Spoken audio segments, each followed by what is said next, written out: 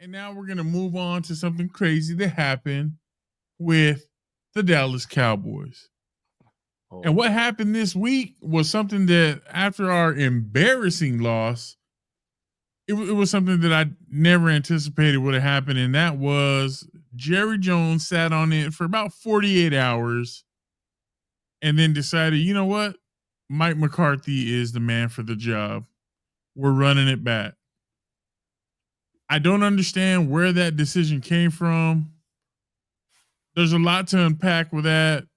So I'm gonna start with you, Julio. Julio, what was your idea? Like, what were your thoughts when you saw that Jerry Jones said, you know what? Mike McCarthy is the man for me. For me, I thought it was the stupidest decision that I've ever seen or even heard, especially coming from our organization. Again, not taking nothing away from Mark McCarthy. I know that he's had winning seasons here. He's won games, but during the regular season only. But to sit there and listen to his press conference and to hear him say we have a championship program, but we haven't won a championship, or however it was that he put it, to me, it makes zero sense. Why the hell would you continue to promote somebody or be like, hey, let's run with this person and still end up with the same exact results that we ended up for the last 4 years now, or 3 years, however long he's been here now? So to me, it was just one of those things to where it was very funny. I was just like, I couldn't believe it. I honestly thought that he was going to be gone. I thought that Dan Quinn was going to be gone. And to name, that's just naming a few people that were going to be gone. But yet again, we're under this imagination right now that, yeah, we're going to win with this guy, and he's going to help us reach the promised land. He could prove me wrong next year, but I highly doubt it, seeing as they like to say, if you look back on history tends to repeat itself. And right now it looks like we're just continuing that history, moving forward and going into next year. So no, I am definitely stunned by the decision and hope to see that we move on to bigger and better. I was hoping to see we moved on to bigger and better things, but that obviously didn't happen. Well, I mean, let's just be real and honest. And we had Jason Garrett, the clapper, for how long? How long was he a coach? 10 years. 10, yeah. And we didn't do anything then. We had Romo. Romo was supposed to be a championship quarterback, and we didn't go nowhere. And what? Yeah, you heard me. How? Hey, let that man live his peace, bro. If Dak is a championship quarterback, and who the fuck said that? You said that, bro. Let that man Dak live his your peace, bro. You hey, okay. I'm gonna let all y'all go before I unleash on this topic. Can you let Jay finish his point, though? I am letting Jay finish his point. I done forgot it now. It's gone now. He gone. He gone. But you were at Dak is not a championship quarterback. No, Romo was not a championship quarterback. I mean, both of them have proved that. Yes or no? We ain't been nowhere. We haven't won any championships. So, it's like Julio said, it's disappointing. It is what it is. I think I'm going back to protests, Jay, to where I'm just watching highlights. I'm not watching games. I'm not investing 3 hours of my life. That ain't what's gonna do it, bro. You're gonna have to stop buying the merchandise, hit them in the pockets. I mean, that too. Yeah. That too. I mean, that's the only way that things are gonna change is if you hit Jerry's pockets, maybe he'll listen. Then again, he might double down and just be like, you know what? This is my team. I'm gonna do what I want, and y'all can't stop me. So I do what I want. Yeah, I think I agree with you, Jay. Like, we're in Jerry's toy box. He's playing with his action figures, and we just get to watch. We get to watch him play make believe. Jerry Jones is loyal to a fault. He will keep people longer than he should. Bill Belichick was the opposite mindset. He was ready to cut a player 1 year early rather than 1 year late. Jerry Jones has proven repeatedly that he will keep you around if he likes you, and he will be loyal to you over loyal to his fan base. Jerry Jones has we haven't drafted a quarterback in the first round since 1989, Troy Aikman. We are trying to lead a team with a 4th round pick. See, I know in the video that we recorded, you and I, you said it doesn't really matter where you're picked. I disagree, but that's just my opinion. Tony Romo goes undrafted, and he had I don't know how many years as quarterback here for the Dallas Cowboys under Jason 10. Garrett. I think Jason Garrett got 10 years coaching. Why? Because Jerry was loyal to him. Jason played for Jerry, and so he had that connection. And so he kept him 10 years. Garrett could have been gone after about 5 or 6, honestly. But see, hold on, Joe. I don't mean to interrupt you, but the key word you said was he played for Jerry. Mm-hmm. That, to me, that should tell you everything you need to know. He didn't play for a coach. He didn't play for, I don't know who his coach was. What, Parcells? Jimmy. It was Jimmy. Jimmy Parcells, maybe. No, Jimmy. Switzer. I know for sure if it was Jimmy Switzer. You said he played for Jerry. So that, I mean, that's because it's Jerry's that's the team. key word, yeah. But again, that goes back to the loyalty to Jerry. Jerry's like, if you're loyal to me, I'm loyal to you. Right. I think all this is now you're setting it up where Mike McCarthy is a lame duck head coach because you're not going to give him an extension because you really don't believe in him. But Jerry's problem is he's also a tight ass. So when it comes down to do you want to go get a Bill Belichick and just pay Mike McCarthy the last remaining year to sit on the couch because he couldn't cut it? So you're going to have to pay him his last year, but you're also going to pay Bill Belichick whatever he's asking, Mike Vrabel whatever he's asking, Jim Harbaugh whatever he's asking. Jerry's like, I'll just go ahead and I'll pay Mike McCarthy. He's already under contract. I'm going to just pay him to go this year. I'm not going to give him an extension. He won't be here next year. So what does that do in turn? Now you're turning around and you're saying, if you're a defensive coach, you don't want to come here because you're under Mike McCarthy's tenure. And so when Mike McCarthy's gone next year, because we've seen how this movie plays out, we're going to have a winning season. We're going to beat a bunch of shit teams. We're going to lose to good teams. We're going to get into the playoffs. We will end the playoff run in the most embarrassing, humiliating fashion that we can imagine. Some shit outside the box that you never have seen before. That's how we're going to end our playoffs. And then we're going to be looking for another coach. And the defensive coordinator is going to be on his way out after 1 year. Unless Jerry really likes him, then at that point, Jerry will give him a contract as well. But it's just stupidity. It's insanity on repeat here in Dallas. We go round and round expecting different results, doing the same shit. We're not serious. We're not committed to winning. We're committed to mediocrity at its best. We fall in love with this damn team every year. They let us down every year in spectacular fashion. And what do? We say, you know what? We'll do it again next year. Right now, everybody's in the to hell with the Cowboys. They suck. I'm done with them. August, September. Oh, I can't wait to see what these Cowboys are going to do. It's a vicious, hurtful cycle that these Cowboys fans are on. And until there's some real change starting at the top, nothing's ever going to get better. T, I'll let you go.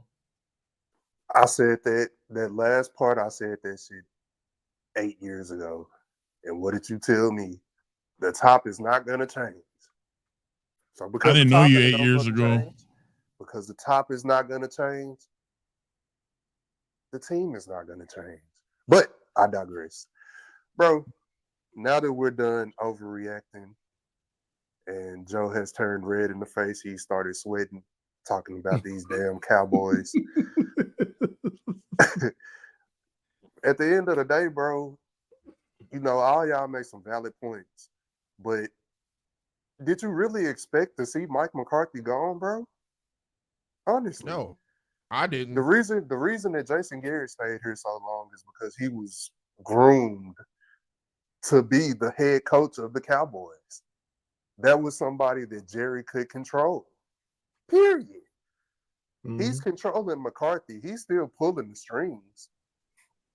The difference is with McCarthy is that he can look back and say, well, he's won their Super Bowl with the Packers in 2010, I believe it was. Bro, I never expected Mike McCarthy to be gone at all, bro. I knew he wasn't gonna fire that man because he does not fire coaches. Bro, we're literally like the Steelers when it comes to head coaches. We will hold on to their ass until and nothing is ever gonna fucking change, bro. So to your point about Jerry being a tight ass, I don't think it's Jerry that's a tight ass, bro.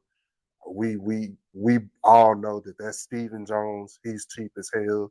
He don't want to pay nobody.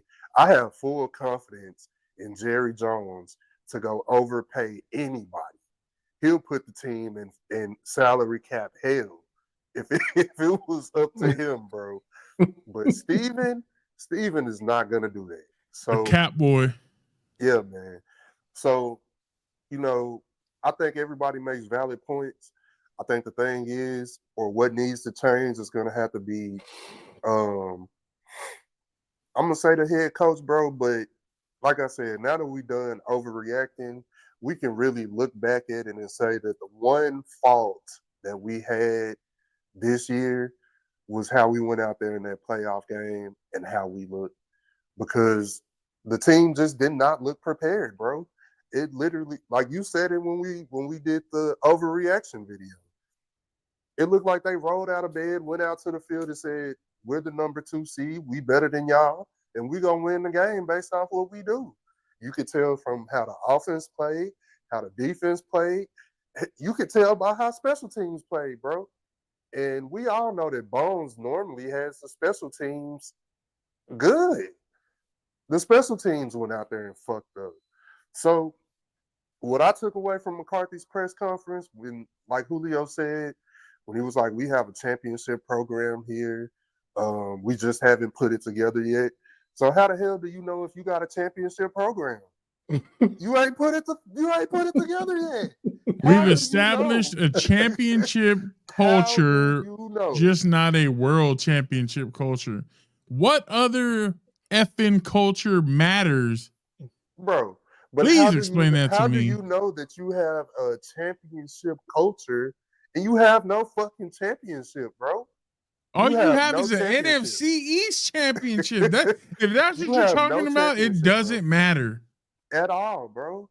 Because you don't even know that you have a championship culture. You know what the culture is at the Cowboys? And we've seen this play out over and over again. When these teams are good, they're great front runners. That's it. Hey, Mike Fisher says it best. This is 53 brands. It's 53 individual brands. Bro, that's bro. There is no team. It's I. What do I represent to the Dallas Cowboys? There's no unity. There's no cohesiveness. When it all comes down to it, all everybody cares about is themselves and the money that they're making. They don't care about winning championships. I'm sure there's players on the team that maybe have that as well. But to me, our players come into the Cowboys franchise. We are a business. This is a family business. This is not a football team. This is a business model that everybody needs to take a look at and say, okay, even if I have a shitty product, I can capitalize and maximize my profits if I just know how to sell that snake oil, because that's what Jerry and Steven are doing. They're selling that snake oil and we buy it by the bottles, by the cases. All you got to do is every Sunday, turn on the TV, you're gonna see something. You're gonna see the Cowboys before the Cowboy game come on, bro. Yep. Period. So Mhm. I'm not, bro, I'm not buying into this shit next year. I didn't. I mean, I think I said this last year? Was it last year or the year before? When I was like, man, we gonna be good in the regular season. We gonna go out there, we gonna win the division. And we put so much hope in them, bro, because they look good during the regular season with the points that they put up. But if you pay attention to the minor things, like how we were losing the bad teams and it wasn't even competitive, we couldn't fucking run the ball. The Penalties. Stupid plays. penalties, stupid penalties and plays, bro. The defense looked good. The defense looked good until somebody run the ball on their ass. So when you start paying attention to those things and you put the bigger picture into perspective, that tells you everything that you need to know, bro. So, like I said, we had overreaction Monday after we lost. And then we had being reasonable on Tuesday. And then we went to Mike McCarthy and staying in Dallas because we all knew his ass was going to be here. Yeah, and now you get an honest evaluation and assessment. You take the emotions out of it and you look at the facts. You don't make any rash emotional statements. You look at the facts. You look at the history and you think, okay, this is all the stuff that I put to the side when I'm emotional and my team is playing. Once the Cowboys are out of sight and out of mind, then you get to go back and you get to really evaluate what you glossed over, like you said, T, during the season. Penalties, bad run defense, inconsistent offense, inability to run the football. You start putting all those things together, and it's like, you know what? The Cowboys? Really? We really weren't as good as what everybody had us believing, right? Yeah, bro. Like when you beat up on bad teams, to me, beating up on bad teams is stat padding, bro. Is, as Shannon Sharp would say, is empty calories. Yep. Because you what did you really do? You didn't prove anything. You were supposed to win that game. So on an impressive scale, I'm a 1 when you beat the Commanders, bro. You know what I'm saying? So I think at the end of the day, the number one, the culture has to change, and that's going to start at the top with ownership, which trickles down to the coaches. Then the coaches instilling in the players. That's number one. Number two, you need some players that want to win, bro.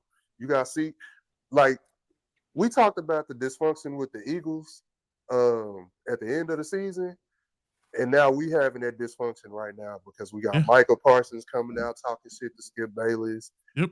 We got CD's mom talking shit about that. So rightfully so. The dysfunction right now. Hold on, Jay. Chill out, bro. Chill out, bro. The dysfunction that the Cowboys are about to have, bro, they're gonna have to get it under wraps. Get your house in order. Get the players to lock in and go play football, bro. We pay you to play and win football games. That's it. I say we like it's us, but I mean it is. Hell, we do. No, it is. Taxes. We invest our time. We invest our time, and time is money. 3 hours every Sunday. Go out there and play football and win a fucking championship, bro.